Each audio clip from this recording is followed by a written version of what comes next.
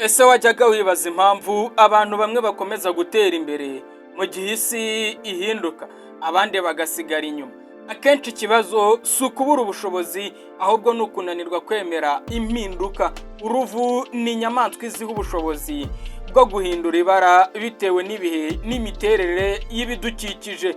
Uyu munsi tugiye kurebera hamwe impamvu kwemera kwiga no guhinduka ari ingenzi mu rugendo rwo gutsinda.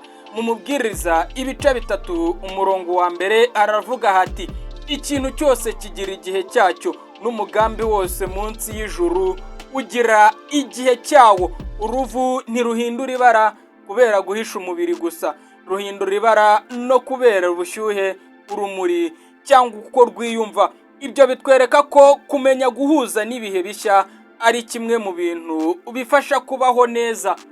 Natwe rero hari igihe uburyo bwadufashaga ejo budashobora kudufasha uyu munsi.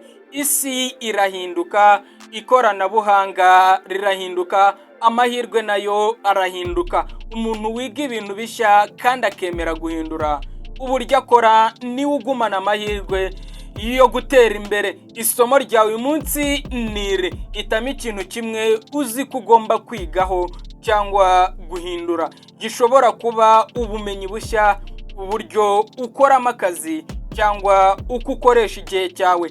Tangira intambwe imwe uyu munsi. Guhinduka si ukuvuga ko wataye indangagaciro zawe, ahubwo ni ugukoresha ubwenge mu bihe bishya. Ese witeguye kwemera impinduka no gukomeza kwiga? Niba ubyiyemeje, andika niteguye mu bitekerezo kandi ukomeze gukurikira uru rugendo. Jya uzinduka uyobora umunsi wawe.